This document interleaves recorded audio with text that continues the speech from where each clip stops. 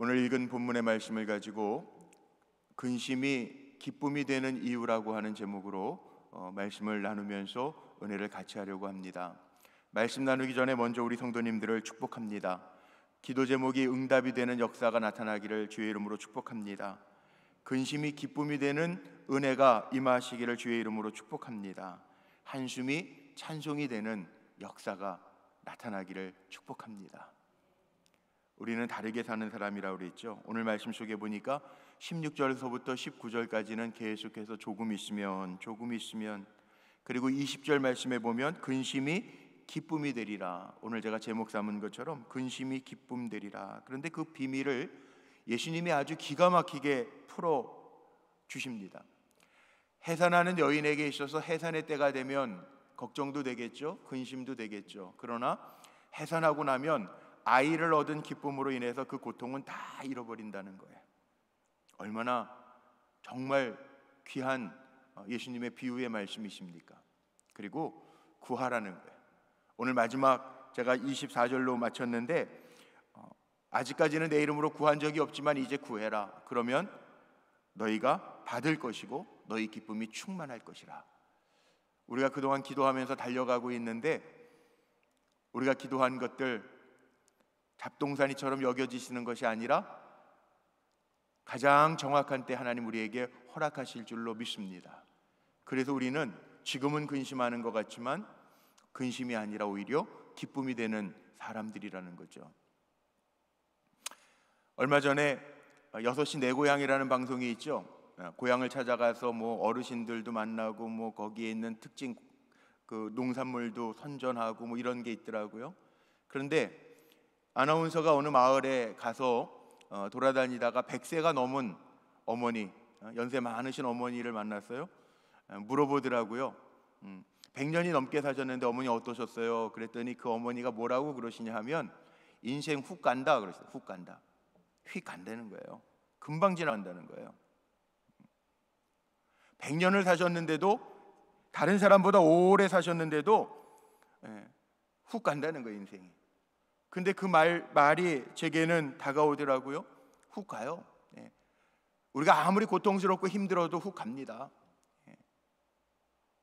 믿음 생활 잘못해도 훅 갈 수 있어요. 그러니까 늘 깨어 있으라고 성경은 우리에게 말씀하죠. 100년을 사신 어머니들도 인생 짧다라고 훅 간다라고 이야기하는데 우리는 어떻게 살고 있습니까? 저도 우리 성도님들, 우리 원로 장로님들도 만나고 연세 드신 어르신들 뵈면 인생 정말 금방 간다고 다들 그러세요. 다들 시간이 안 간다고 하는 부류가 있기는 있어요. 고통스러우니까 시간이 잘 안 간다고 그러시기도 하고요. 어느 권사님 병원에, 요즘엔 병원 신방도 안 되지만 병원에 신방을 갔을 때 그 권사님 그러시더라고요. 시간이 너무 안 간대. 병원에 계시는 시간이 너무 안 간대. 한참 잔 것 같은데 10분 가고 한참 잔 것 같은데 10분 간다는, 이해가 되더라고요. 요즘 가끔 가다가 군에 가 있는 아들들 휴가 나올 때가 있습니다. 그러면은 아이고 휴가 나왔냐 그러고, 또 제대한 친구들 있잖아요. 우리 청년들, 야 벌써 제대했냐 되게 싫어해요. 시간 안 가고 고생했는데 벌써 제대했냐고 하면 젊은 친구들, 우리 청년들은 싫어하더라고. 가만히 생각해 보니까 우리 남자분들 다 경험했잖아요. 군대 있을 때도 시간 안 가죠. 국방부식에. 그래도 제대할 때 되면 제대 신고 마치고 그래도 국방부식에도 돌아간다. 그리고 다들 전역하잖아요. 그러니까 몇몇 사람들 빼고 고통스러울 때, 아플 때, 정말 하기 싫은 일들 할 때, 그럴 때 시간 안 가는 거 빼고는요, 돌이켜보면 근데 그 시간도 금방 휙 간 거예요. 아플 때 그때가 시간이 안 간 것 같지만. 근데 오늘 말씀 보세요. 예수님이 그 말씀하시는 거예요. 예수님이 이제 받게 될 고난의 이야기들을 할 때 조금 있으면 사실 예수님도 인간의 몸을 입고 이 땅에 오셔서 고난당하셨으니까 십자가상에서 우리가 이제 성금요일, 내일 모레면 맞이합니다. 성금요일 십자가 위에서 6시간 고난당하셨는데 그 6시간이라는 고통이 얼마나 힘드셨을까? 쉽지 않았을 거라고요. 고통의 시간은 정말 가지 않는 것 같은데 16절 말씀해 보니까 뭐라고 예수님 말씀하셨냐면 이걸 잠깐으로 표현하세요. 조금 있으면 너희가 나를 보지 못하겠고 또 조금 있으면 나를 보리라. 주님은 잠깐이라고 이렇게 소개를 하십니다. 잠깐. 우리가 받는 고통은 잠깐이라는, 잠깐. 잘 이겨내라는 거예요. 조금 있으면 나를 볼 거라는 거예요. 그러니까 우리가 첫 번째 기억해야 할 거 있어요. 고통을 당하는 성도님들도 있어요. 요즘 코로나 때문에 잘 나가는 분들도 간혹 있더라고요. 코로나 때문에 오히려 더 좋은 일들도 있더라고요. 근데 코로나 때문에 더 어려운 분들이 많아요. 그런데 고통의 시간은요, 곧 끝난다는 거죠. 영원하지 않아요. 성경은 뭐라고 이야기하냐면 너희가 잠깐 고난받으나 이후에 장차 받을 영광에 비교하면 아무것도 아니래요. 근데 우리가 그걸 참지 못해서 흔들리고 아파하고 그래요. 역사 가운데 우리가 아쉬운 것들이 있죠. 육당 최남선, 춘원 이광수, 정말 나라의 문학을 이끌면서 젊은이들을 많이 계도했던 좋은 문학가들인데요, 친일파로 다 이렇게 넘어가 있어요. 변절된 친일파 이렇게 나와요. 요즘 역사에는. 교육계에서도 애썼던 이화대학의 공헌을 많이 세운 김환란 박사님, 또 저희 인척 되시는 저 인덕 대학의 박인덕 할머니, 이런 분들이요 친일파로 돼 있어요. 제가 많이 화가 나거든요. 왜 친일파인가? 정말 애국자셨는데, 기도들 많이 하시던 분들이었는데 왜 친일파라고 그러는가? 한번 제가 학교를 가서 따져본 적이 있어요. 왜 친일파라고 그러냐? 그 할머니들이 얼마나 애국자였는데, 유관순 책에도 박인덕 할머니의 이야기를 쓰면서 자기가 감옥에 투옥되고 3.1운동하고 그랬던 일들이 나오는데 이게 무슨 말이냐고. 그랬더니 학교에서요 자료를 보여주는 게 있던데, 뭘 보여주냐 하면 해방이 1945년도에 됐는데요, 육당 최남선, 춘원 이광수 같은 사람 1941년도 1944년도에 신문에 기고한 게요 학도병 권유하는 글을 썼더라고요. 김환란 박사님이나 박인덕 박사 같은 분들도요 이게 해방될 줄 모르고요, 해방 가까워 가지고 왜 친일파라고 그러는지 봤더니 동아일보에 그 한 줄 나와 있더라고요. 한국 시민들이요 동참하라, 전쟁에 동참하라, 이런 글이 하나 있어요. 친일파가 된. 그러면서 역사학자들이 그 얘기하는 거예요. 그 당시에는 1945년도에 해방이 올 줄 몰랐다는 거예요. 그러니까 해방을 앞두고 몇 년 사이에 이 해방될 건 꿈에도 생각을 하지 못했으니까, 그렇게 일제시대에 그렇게 눌려서 사는 것, 그렇게 갈 줄 알고 해방이라는 건 꿈도 못 꿨으니까 그랬다는, 그게 일제시대 잔재가 되었다는, 변절된 친일파 이런 식으로 나왔다는. 속상하죠. 그런데 여기에도 주는 교훈이 있더라고요. 고난은요 끝이 있어요. 우리는 고난을 묵상하면서 우리가 고난주일 지난다고 그러지만 우리가 고난주간을 365일 고난주간입니다 그리고 지내는 사람은 아무도 없어요. 우리는 부활을 소망하면서 그래 나를 사랑하셔서 당하신 주님의 고난이야 그리고 가는 거죠. 그리고 그 고난이 고난으로 끝나는 것이 아니라 고난이 부활의 능력과 소망과 부활의 역사로 끝나잖아요. 오늘 주님이 말씀하시는 게 그겁니다. 조금 있으면 나를 보지 못하지만 또 조금 있으면 나를 볼 것이다. 조금 있으면 죽음으로 끝나는 것 같지만 조금 있으면 부활의 나를 볼 것이다. 그 말씀이에요. 우리도 살아가면서요 우리의 인생이 그런 거 아닙니까? 폼만 잡다가 죽는 사람들도 있습니다. 어느 목사님 간증집 보니까 제가 웃었어요. 왜냐하면 개척을 해놓고 전도를 하는데 그분을 전도하는데 10년 걸렸다는 거예요. 10년. 그러면 전도돼가지고 교회 나오고 신앙생활하면서 완전한 전도받고 신앙생활한 분이 완전해집니까? 아니에요. 그분이 전도하는데 10년, 전도받고 교인으로 정말 하나님을 온전하게 믿는 신앙인으로 양육하고 성장시키는데 10년, 20년 걸렸잖아요. 그리고 정말 변화돼서 일 좀 하려고 했더니 그리고 몇 년 있으시다가 세상 떠나시더라는 거예요. 정말 일할 수 있는 시간은 많지 않다는. 근데 우리는요 신앙생활 하시는 분들이 보통 그래요. 젊은 때 한참 일할 때에는 조금 더 이거 안정시켜 놓고 할게요. 폼만 잡다가 시간 다 훅 가고 나서 이제 힘이 없어요. 그러시는 분들이 있어요. 아니라는 거죠. 사도 바울의 고백처럼 우리가 달려갈 길, 정말 믿음의 선한 싸움을 싸우면서 달려가는 사람들이 우리예요. 조금 있으면 휙 가요. 언제든지 하나님 우리에게 기회 주실 때 기쁨으로 감당하는 것, 이게 성도의 삶이죠. 사도행전 5장 41절 말씀에 보면 이런 이야기가 나옵니다. 사도들이 예수님 전하는 것 때문에 옥에 갇혀서 채찍에 맞다가 풀려나는데 사도들은 오히려 두려움에 떨지 아니하고 오히려 그 고난당하는 걸 기뻐해요. 그래서 사도행전 5장 41절 말씀에 보니까 사도들은 그 이름을 위하여 능욕받는 일을 합당한 자로 여기심을 기뻐하면서 공회 앞에 선이라, 이렇게 표현되어 있어요. 주님을 위해서 박해받는 것, 고난당하는 것도, 핍박받는 것도 기뻐했다는 거예요. 이 이야기는 무슨 이야기일까요? 거꾸로 얘기하면 지금 받는 고난이나 고통이나 박해는 이건 지나간다는, 고통 뒤에는 부활이 있습니다. 고난 뒤에는 열매가 있습니다.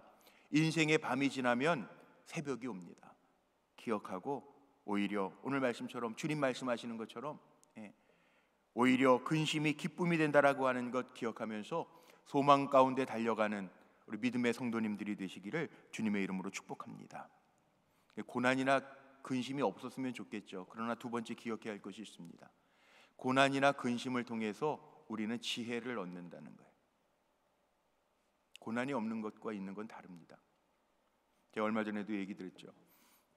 새가 알을 까고 나오는데, 병아리가 알을 까고 나올 때 사람이 애처로워서 그 알을 쉽게 나오라고 깨주면요, 약해집니다. 아이들도, 어머니들이 아이 기르면서 그런 얘기 하잖아요. 어렸을 때 아픈 아이들, 아픈 만큼 그만큼 또 잘한다고 얘기를 해요. 근데 실질적으로 학자들이 연구를 해보니까 아이들이 어렸을 때 아팠던 경험이 있는 아이들, 홍역이나 아주 독감을 알아본 아이들이요, 오히려 IQ가 높대요.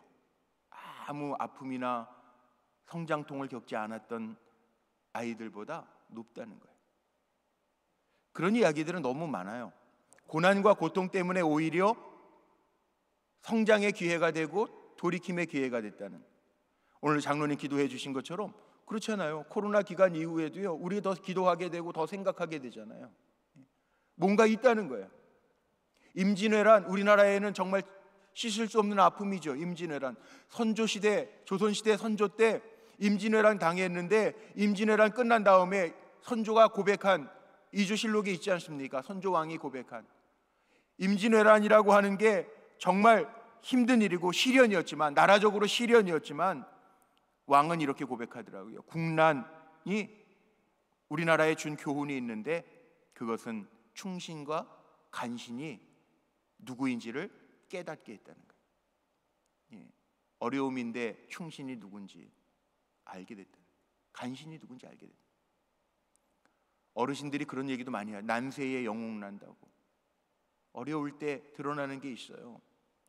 고난의 때, 근심의 때 드러나는 게 있어요. 신앙도 그래요. 고난의 때 포기하라고 주시는 거 아니에요. 성경은 우리에게 정말 이야기합니다. 고통과 고난을 경험한 분들은 다 인생 철학자가 된다고 이야기해요. 무슨 얘기예요? 삶의 진정한 의미를 깨닫는다는 거죠. 고린도전서 10장 13절 말씀에 보면 사람이 감당할 시험 밖에는 너희가 당한 것이 없나니 오직 하나님을 믿부사 너희가 감당하지 못할 시험 당함을 허락하지 아니하시고 시험 당할 즈음에 또한 피할 길을 내사 너희로 능히 감당하게 하시느니라. 다 지나가요. 시험도 지나가고 근심과 고난도 지나가요. 그러나 분명한 것은 이 고난과 고통을 통해서 내가 어떻게 살아갈 것인가, 어떤 사명으로 갈 것인가, 이게 중요한 거죠. 영국의 요한 성당을 지을 때, 그 교회를 지을 때 이런 이야기가 있습니다. 교회를 짓는 목공 세 사람에게 물어봅니다. 당신 지금 뭐 하고 있습니까? 세 명의 답이 다 다릅니다. 첫째 목공은 먹고 살려고 일하죠. 보면 모르십니까? 이렇게 대답했어요. 두 번째 목공은 내가 직업이 목공이니까 팔자련이 하고 일하죠. 세 번째 목공은요, 내가 지금 이 성전을 짓는데 하나님의 영광을 위해서 일하고 있습니다. 이렇게 대답했어요. 누가 가장 멋진 인생입니까? 똑같은 기술을 가지고 있는데 목적이 분명한, 성당 안에서 일하면서도 먹고 살려고 일하는 사람이 있고요, 직업이니까 일하는 사람이 있고요, 내가 목수인데 성전 짓는데 쓰임 받고 있다라고 하는 기쁨이 있는 사람이 있어요. 다르죠? 똑같은 일을 하는 것 같은데 다르다는. 하나님은 오늘도 우리의 삶을 달아보세요. 하나님의 저울이 있어요. 우리는 눈에 보이지 않으니까 의식하지 아니하고 살아가는데, 하나님은 하나님의 저울로 우리를 달아보신다는 거예요. 그래서 하나님을 경외하라고 이야기, 하나님 두려운 마음으로 살라는, 하나님 오늘도 내 인생을 달아보실 때 내가 만족하게 하나님 기쁨이 되고 살아가고 있는가. 우리 찬송은 늘 잘합니다. 아무 생각 없이 찬송하죠. 나 주의 기쁨 되기 원하네. 그런데 하나님이 달아보실 때 정말 주님의 기쁨이 되는 그 무게가 나가지 아니한다면 그 얼마나 실망해요. 자녀들 한참 자라는 나이에 부모님들이 목욕탕 같은 데 데려가서 저울에 올라가 보라고 그러고, 야 성장했구나, 자랐네, 많이 컸구나 그러잖아요. 기쁨이잖아요. 부모님의 기쁨, 아이들이 잘 자라는 게. 하나님의 저울이 있다고요. 하나님 우리를 달아보신다고요. 아 그래, 권사되고 장로되더니 와 자랐구나, 내 기쁨이다, 이래야 되는데 뭐하니? 그러면 안 되잖아요. 그러니까 우리는 정말 이게 지혜예요. 어려움과 고난 속에서도 성숙해져 가고 하나님의 기쁨이 되는 삶을 살아가는 것, 이 우리의 소망이 되어야 할 줄로 믿습니다. 마지막은 고통이나 근심이 올 때요, 주님이 말씀하시는, 이제 곧 나를 보지 못할 때도 오지만 곧 또 나를 보리라. 그럼 오늘 마지막에 24절에 나와 있는 것처럼 기도하라는 거예요. 기도하라는, 근심이나 고통이 올 때 기도하라는. 하나님 앞에 위대하게 쓰임받은 사람들의 공통점이 있는데요, 다 고난의 문을 통과합니다. 고난이 없었으면 좋겠지만 없는 사람은 하나도 없습니다. 오히려 고난이 없고 근심할 게 없다라고 생각하면 하나님이 안 쓰시는 사람일 수도 있어요. 이상하게 고난의 문을 다 통과한 뒤에, 정말 연단하신 후에 주님은 우리를 정금같이 만드셔서 사용하시는 게 하나님의 방법이기도 해요. 종교개혁자 루터도 그랬죠. 웨슬리 목사도, 감리교 창시자인 웨슬리 목사도 여러분 아시는 것처럼 감리교 창시자 그러는데 원래 영국 성공의 신부였다가 박탈당해요. 지위도. 고난을 겪지 아니한 사람은 없어요. 그러나 고난이 오지만 끝까지 믿음으로 반응할 때 하나님 살게 하시는 역사를 보여주셨다는 거죠. 이제 4월 마지막 주 되면 우리 은퇴하시는 장로님 은퇴 찬화 예배도 교회적으로 드릴 거고, 4월 24일 날 이번 주부터 광고가 나갑니다. 우리 권사님들 23분의 작년에 취임 못하신 권사님들, 금년에 취임하시는 권사님들 해서 취임 예배도 준비하는데 취임패를 만들었어요. 취임패에 들어가는 2장, 요한계시록 2장 10절 말씀, 내가 죽도록 충성하라, 그리하면 내가 생명의 관을 내게 주리라, 이 말씀을 패에다가 넣잖아요. 그런데 그거는 10장의 후반부의 말씀이고요, 요한계시록 10장 전반부의 말씀은 뭐가 들어가느냐? 너는 장차 받을 고난을 두려워하지 말라. 볼지어다 마귀가 장차 너희 가운데 몇 사람을 옥에 던져 시험을 받게 하리니 너희가 10일 동안 환난을 받으리라. 내가 죽도록 충성하라, 그리하면 내가 생명의 관을 내게 주리라. 뒤에 부분만 생명의 관, 죽도록 충성할 때 주시는 관을 패에다가 넣어서 기록해서 드리지만, 그 앞에 전반부 말씀에 보면, 같은 절 전반부 말씀에 보면 장차 받을 고난 두려워하지 마라. 마귀는 우리가 살아갈 때 우리를 몇 사람을 옥에 던져 시험을 받게 하리니, 시험 받는 사람이 있어요. 시험에 넘어지는 사람이 있어요. 그러나 시험을 이기고 충성하는 사람, 죽도록 충성하는 사람, 그리하면 내가 생명의 관을 주리라. 저는 우리 불꽃교회 하나님의 일꾼되고 성도된 성도님들이 시험 받는 성도가 아니라 다 생명의 면류관 상급받는 성도님들이 되시기를 축복합니다. 오늘 마지막 결론이 그거 아닙니까? 기도하는 자, 내가 진실로 너희에게 이르노니 너희가 무엇이든지 아버지께 구하는 것을 내 이름으로 주시리라. 지금까지는 너희가 내 이름으로 구하지 않았는데 우리가 예수님의 이름으로 기도합니다. 내 이름으로 구하지 아니하였으나 구하라, 그리하면 받으리니 너희 기쁨이 충만하리라. 오늘 24절 마지막 말씀이에요. 근심과 환난 가운데 너부러져 있는 것이 아니라 주님께 구하라는 거예요. 그럼 주신다는 거예요. 제가 마지막 이야기 마치고 드리고 말씀 마칩니다. 저 미국 펜실베니아 한 계곡에 가면 조지의 계곡이라는 게 있답니다. 조지의 계곡. 조지 워싱턴을 기념하는 계곡인데 거기 조지 워싱턴의 동상이 있다는 거예요. 동상을 세운 이야기는 이렇다는 겁니다. 영국하고 독립전쟁을 싸울 때 전쟁으로는 도저히 승리할 수가 없었는데 패색이 짙었는데 그 펜실베니아 한 계곡에 조지 워싱턴이 젊었을 때 찾아가서, 전쟁 중에 어려운 때 찾아가서 거기에서 하나님 앞에 이렇게 기도했다고 그래요. 기도문에 보면 가장 절박할 때, 패배의 색이 짙었을 때 총을 들고 싸운 것이 아니라 조지 워싱턴은 기도로 생명을 걸고 거기에서 싸웠다는 거예요. 하나님 살려주세요. 하나님 살려주세요. 이렇게 기도할 때 나는 하나님의 주시는 승리를 얻을 수 있었다, 이거예요. 우리의 인생은요, 돈에 있지 않습니다. 우리의 인생의 승리가 명예에 있지 않습니다. 우리 믿음의 사람, 하나님의 자녀된 우리의 승리는 기도에 달려 있습니다. 조지의 계곡, 조지 워싱턴이 기도하면서 하나님 살려주세요, 하나님 살려주세요, 총칼이 아니라 하나님 살려주세요 하나님 앞에 기도할 때 진정한 승리를 이루어서, 조지 워싱턴 미국의 독립 후 1대 대통령 아닙니까? 하나님 그렇게 쓰시는 거예요. 내 것을 자랑하는 것이 아니라 하나님의 힘을 의지할 때 살아가는 것.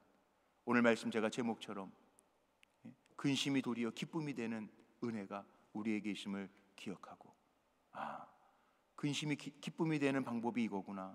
오늘 말씀 마음에 담고 고통의 때는 지나간다라는 거 기억하고 기도하며 일어나는 우리 성도님들이 되시기를 주님의 이름으로 축복합니다. 기도하시겠습니다.